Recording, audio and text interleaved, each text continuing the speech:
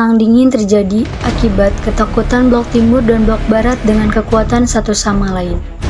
Kedua blok tersebut lahir ketika Perang Dunia II berakhir dengan kekalahan Jerman dan Jepang menurut Britannica. Blok timur terdiri dari Uni Soviet dan sekitarnya berhaluan komunis sosialis. Sedangkan blok barat yaitu Amerika dan negara-negara North Atlantic Treaty Organization atau NATO yang berhaluan liberalis kapitalis.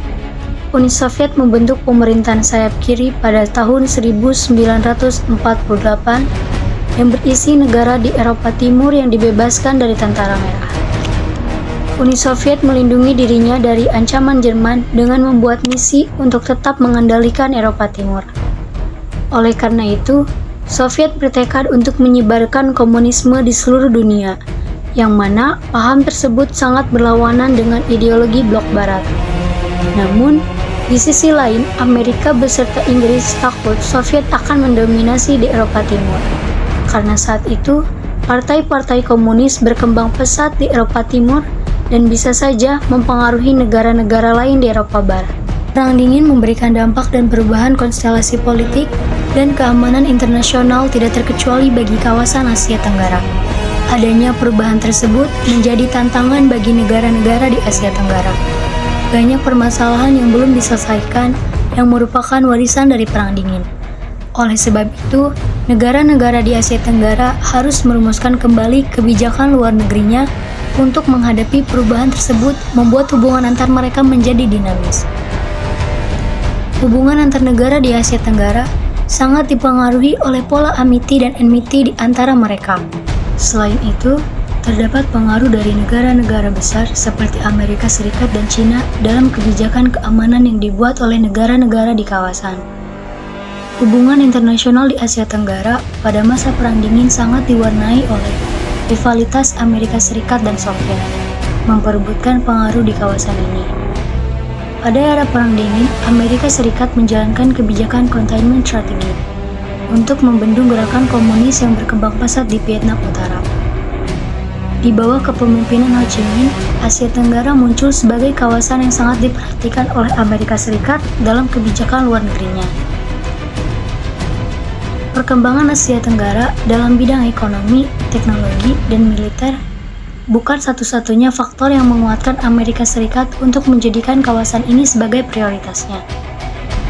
Di luar kepentingan-kepentingan tersebut, ada hal yang sangat politis yang menjadikan Asia Tenggara sebagai fokus perhatian Amerika Serikat.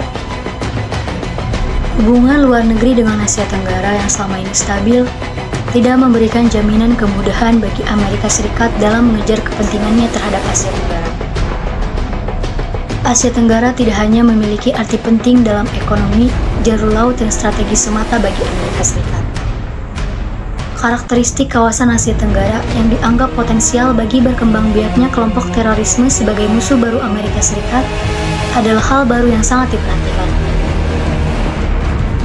Lebih jauh, kawasan ini adalah tempat di mana Amerika Serikat harus tetap menjaga eksistensi powernya untuk mengimbangi pengaruh Cina sebagai new actor yang perlu diperhitungkan kekuatannya.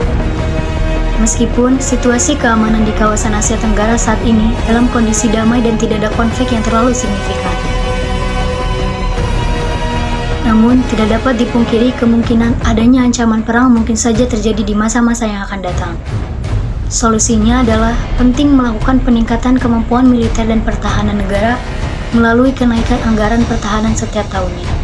Berawal dari kalahnya Kekaisaran Jepang pada akhir Perang Dunia II pada bulan September 1945, berbeda dengan Tiongkok, Manchuria, dan bekas jajahan Barat yang direbut Jepang pada tahun 1931, Korea yang dianeksasi Jepang sejak tahun 1910 tidak memiliki pemerintahan pribumi atau rezim kolonial yang menunggu untuk kembali setelah permusuhan berhenti. Sebagian besar penggugat kekuasaan adalah orang-orang buangan yang dianiaya di Tiongkok, Manchuria, Jepang, Uni Soviet, dan Amerika Serikat. Mereka terbagi dalam dua kategori besar.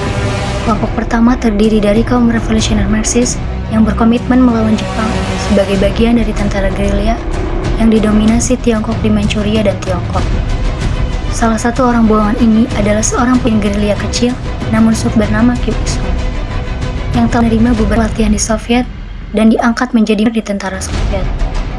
Gerakan nasionalis Korea lainnya yang tidak kalah revolusionernya mengambil inspirasi dari ilmu pengetahuan, pendidikan, dan industrialisme terbaik di Eropa, Jepang, dan Amerika.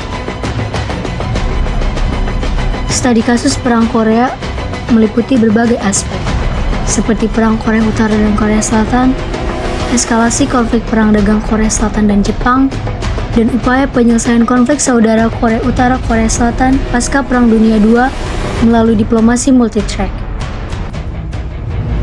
Perang Korea Utara dan Korea Selatan terjadi antara 1950 dan 1953 dan dapat dikategorikan sebagai salah satu perang proksi yang meletus saat terjadinya Perang Dingin, pasca berakhirnya Perang Dunia II.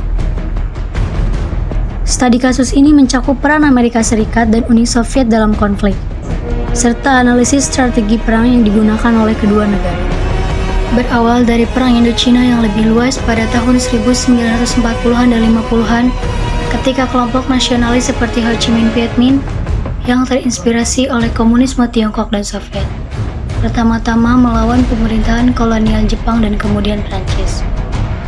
Perang Indochina-Prancis pecah pada tahun 1946 dan berlangsung selama 8 tahun, dengan upaya perang Prancis sebagian besar didanai dan dipasok oleh Amerika Serikat. Akhirnya, dengan kekalahan telak mereka dari Viet Minh di pertempuran Dien Bien Phu pada bulan Mei 1954, Prancis mengakhiri kekuasaannya di Indochina. Studi kasus Perang Vietnam mencakup berbagai aspek, seperti peran Dewan Keamanan PBB dalam penyelesaian internasional, latar belakang konflik dan Perang Vietnam, dan pengaruh jurnalisme foto terhadap peran media massa dalam Perang Vietnam. Perang Vietnam juga disebut Perang Indochina Kedua, terjadi antara tahun 1957 di Vietnam dan melibatkan negara-negara barat, termasuk Amerika Serikat, Vietnam Utara, Vietnam Selatan, Kamboja, dan Laos. Studi kasus ini mencakup peran para komunis dalam menjunjung keyakinan politik dan memberikan dominasi penting di negara, serta taktik gerilya revolusioner yang digunakan oleh Vietnam. Konfrontasi Indonesia-Malaysia atau konfrontasi Borneo adalah konflik bersenjata yang berlangsung dari tahun 1963 hingga 1966. Konflik ini bermula dari penentangan Indonesia terhadap pembentukan Federasi Malaysia, di mana Indonesia menentang keinginan Malaysia untuk menggabungkan Brunei, Sabah, dan Sarawak ke dalam Federasi Malaysia. Rencana pembentukan federasi ini mendapat tentangan dari Filipina, yang menentang karena menganggap wilayah Sabah secara historis adalah milik Kesultanan Sulu. Malaysia menentang karena pembentukan federasi ini merupakan bagian rencana Inggris untuk mengamankan kekuasaannya di Asia Tenggara. Konfrontasi ini dimulai pada 16 September 1963 setelah pembentukan Federasi Malaysia. Indonesia mengambil kebijakan konfrontasi yang berisi, saat konfrontasi berlangsung, Malaysia dicalonkan menjadi anggota tidak tetap Dewan Keamanan PBB. Pencalonan ini mendapat reaksi keras dari Presiden Soekarno. Kemudian, pada 7 Januari 1965, Malaysia dinyatakan diterima sebagai anggota tidak tetap Dewan Keamanan PBB. Dengan spontan, Presiden Soekarno menyatakan Indonesia keluar dari PBB. Konfrontasi ini berakhir pada 28 Mei 1966 dengan penyelesaian konflik melalui konferensi di Bangkok. Soekarno berhasil menghentikan konflik, tetapi diwarnai dengan keberatan Soekarno. Konfrontasi Indonesia-Malaysia memiliki dampak signifikan di Asia Tenggara, yang membuat hubungan antar negara-negara di kawasan tersebut menjadi dinamis. Perang Dingin juga membawa kepada pembentukan hubungan antar negara-negara di Asia Tenggara yang lebih kompleks. Untuk menghindari berpihak pada regionalisme, penting untuk mempromosikan sebuah wilayah. Ini dapat dicapai melalui pembangunan infrastruktur bersama, pertukaran budaya, dan kerjasama ekonomi. Upaya untuk stabilitas regional melibatkan dialog terbuka, diplomasi, dan resolusi konflik secara damai. Dalam mengupayakan stabilitas regional, penting untuk memastikan bahwa kepentingan semua negara dalam wilayah tersebut diakomodasi dengan adil. Hal ini melibatkan pembangunan kepercayaan, dialog terus-menerus, dan kerjasama yang kuat dalam mengatasi tantangan bersama seperti konflik, kemiskinan, dan perubahan iklim. Salah satu strategi yang digunakan oleh negara-negara untuk menangani isu-isu dalam hubungan antar negara dan juga di dalam perbatasan mereka sendiri adalah kerjasama regional.